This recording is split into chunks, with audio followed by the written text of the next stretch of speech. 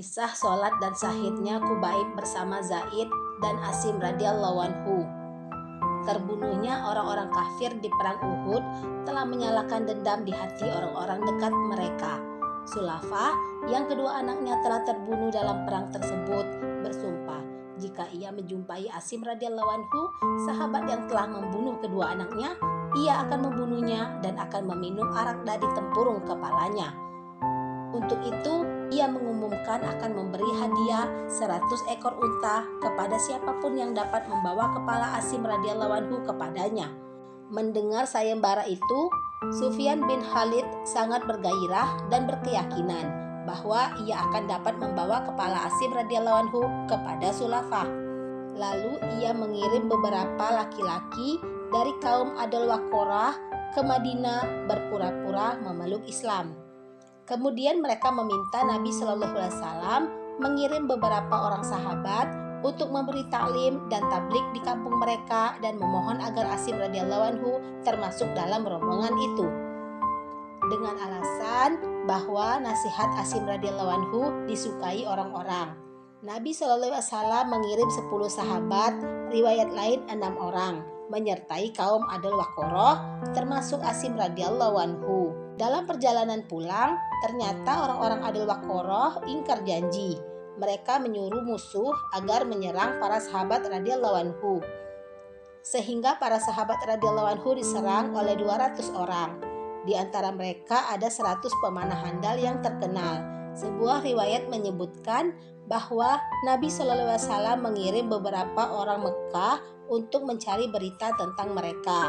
Di tengah perjalanan, kaum muslimin yang berjumlah 6 atau 10 orang itu diserang oleh musuh dari Bani Lihyan yang berjumlah 200 orang. Melihat musuh demikian banyak, mereka lari ke arah bukit Fatfat. Kaum kafir berkata, "Kami tidak ingin menumpahkan darah kalian. Kami hanya ingin menukar kalian dengan harta penduduk Mekah. Kemarilah, kami tidak akan membunuh kalian." "Kami tidak mempercayai janji orang kafir," sahut para sahabat radhiyallahu anhu sambil melepas anak-anak panah mereka, dan pertempuran pun mulai terjadi. Ketika anak panah telah habis, mereka menyerang dengan lembing. Asim radhiyallahu anhu menyemangati kawan-kawannya, "Mereka telah menipu kita. Jangan panik, yakinlah bahwa syahid adalah ghanimah.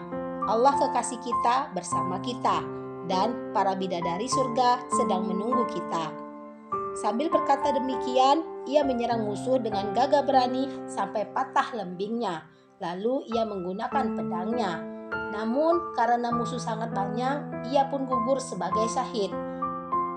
Pada akhir hayatnya ia berdoa, "Ya Allah, sampaikanlah berita kami kepada Rasulullah." Doa tersebut langsung dikabulkan oleh Allah Subhanahu wa taala.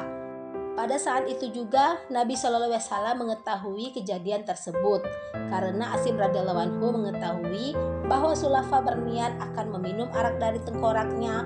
Pada saat kematiannya ia berdoa, "Ya Allah, telah kukorbankan kepalaku di jalanmu, maka selamatkanlah kepalaku." Allah Subhanahu wa taala menunaikan doa Asim radhiyallahu anhu. Ketika orang-orang kafir berniat akan memenggal kepalanya, Allah Subhanahu wa taala mengirim sekumpulan lebah untuk melindungi mayat Asim radhiyallahu anhu dari berbagai arah, sehingga musuh gagal memenggal kepalanya. Akhirnya pada saat itu mereka meninggalkan mayat Asim dan mengambilnya pada malam hari jika sudah tidak ada lebah. Namun pada malam itu turun hujan lebat sehingga banjir telah menghanyutkan mayat Asim radhiyallahu anhu. Sementara itu 7 atau 3 orang muslimin telah syahid. Yang tinggal adalah Qubaib, Zaid bin Datsna, dan Abdullah bin Thariq radhiyallahu anhu. Mereka bertiga tetap bertahan di atas bukit. Orang-orang terus membujuk mereka, "Turunlah kemari, kami tidak akan ingkar janji." Akhirnya mereka mempercayai janji musuh itu. Mereka turun dari bukit dan seketika itu juga mereka diserang oleh orang-orang kafir. Abdullah bin Thariq radhiyallahu anhu berteriak, "Inilah pertama kali kalian mengingkari janji. Aku tidak akan pergi dengan kalian. Aku lebih menyukai mati syahid bersama teman-temanku." Musuh pun memaksanya berjalan, tetapi ia tidak bergerak. Akhirnya mereka mensyahidkannya. Tinggallah 2 orang sahabat yang tersisa. Keduanya dibawa ke Mekah dan dijual sebagai budak. Zaid bin Datsna radhiyallahu anhu telah dibeli oleh Safwan bin Umayyah seharga 50 ekor unta sebagai balas dendam atas kematian ayahnya. Sedangkan Kubaib radhiyallahu anhu dibeli oleh Hujair bin Abu Ihab seharga 100 ekor unta sebagai balas dendam atas kematian ayahnya. Diriwayatkan di dalam Bukhari bahwa ia dibeli oleh anak-anak Haris bin Amir karena ia telah membunuh Haris dalam perang Badar. Zaid radhiyallahu anhu langsung dibawa oleh Safwan keluar tanah haram dan ia menyerahkan Zaid radhiyallahu anhu kepada budaknya sambil berkata, "Bunuhlah ia." Sedangkan ia bersama sekumpulan orang menyaksikan pembunuhan tersebut, termasuk Abu Sufyan. Ketika Al-Gojo siap membunuh Zaid radhiyallahu anhu, Abu Sufyan berkata, "Hai Zaid, demi Tuhan, aku bertanya kepadamu, apakah kamu suka jika lehermu yang akan dipenggal ini diganti dengan kepala Muhammad SAW dan kamu dibebaskan sehingga dapat berkumpul dengan keluargamu?" Zaid radhiyallahu anhu menjawab, "Demi Allah, sedikit pun aku tidak akan rela jika ada duri kecil menusuk Rasulullah SAW, walaupun aku dapat bersenang-senang dengan keluargaku." Jawaban ini menakjubkan kaum Quraisy. Abu Sufyan berkata, "Belum pernah aku lihat kasih sayang yang demikian tinggi seperti kasih sayang para sahabat kepada Nabi SAW." Lalu Zaid radhiyallahu anhu dipenggal hingga syahid. Sedangkan Kubaib radhiyallahu anhu ditawan oleh Hujair selama beberapa hari. Seorang budak perempuan Hujair yang di kemudian hari memeluk Islam berkata, "Ketika Kubaib kami tahan, kami pernah melihatnya memegang setangkai anggur sebesar kepala manusia yang sedang ia makan. Padahal ketika itu di Mekah tidak ada anggur sama sekali." Ia bercerita, ketika hari kematian Kubaib radhiyallahu anhu telah dekat, ia meminta pisau cukur untuk membersihkan bulu-bulunya. Permintaannya itu dipenuhi. Kebetulan ada seorang anak kecil yang bermain-main di dekatnya. Semua penghuni rumah merasa ketakutan karena di tangan Kubaib radhiyallahu anhu ada sebuah pisau cukur sedangkan anak itu ada di dekatnya. Kubaib radhiyallahu anhu berkata, "Kalian tidak paham, apakah kalian pikir aku sanggup membunuh anak kecil yang tidak berdosa ini? Aku tidak mungkin melakukannya." Lalu ia dibawa keluar tanah haram.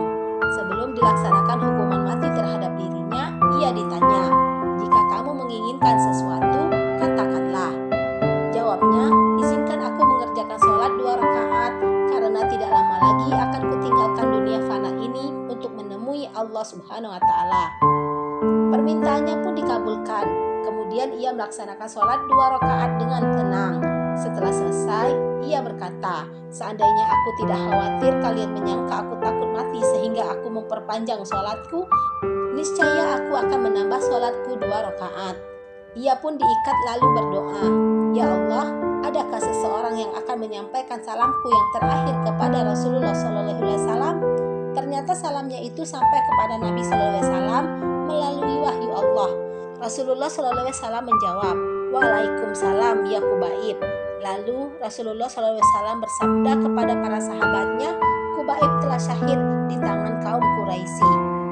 Pembunuhan terhadap Kubaib radhiyallahu anhu dilakukan oleh 40 Quraisy yang menikam dengan lembing dari 4 arah sehingga badannya hancur. Di antara mereka ada yang berkata, "Katakanlah, sukakah kamu jika Muhammad menggantikan tempatmu pada saat ini dan kamu kami bebaskan?" Jawab Kubaib radhiyallahu anhu, "Demi Allah yang Maha Agung, aku tidak suka nyawaku ditebus dengan penderitaan Rasulullah SAW, walaupun hanya duri kecil yang menancap di badan beliau." Setiap kata-kata dalam kisah tersebut mengandung pelajaran bagi kita semua. Namun ada 2 pelajaran istimewa dalam kisah tersebut. Pertama, para sahabat radhiyallahu anhu sangat mencintai Nabi SAW, melebihi cintanya pada diri mereka sendiri. Mereka bersumpah lebih rela kehilangan nyawa mereka, bahkan mereka tidak rela Rasulullah SAW disakiti sekecil apapun. Oleh sebab itu, orang-orang kafir hanya menginginkan ucapan dari lisan Kubaib radhiyallahu anhu, dan memang hanya ucapan itulah yang mereka dapatkan. Sebab mereka tidak mampu menyakiti Rasulullah SAW meskipun mereka selalu berusaha menyakiti beliau. Kedua, kisah ini menunjukkan betapa mereka sangat mengagungkan dan mencintai sholat.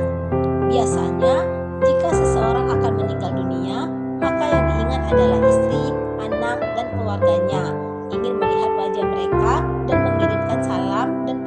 untuk mereka. Sedangkan para sahabat radhiyallahu anhu selain ingin mendirikan sholat pada saat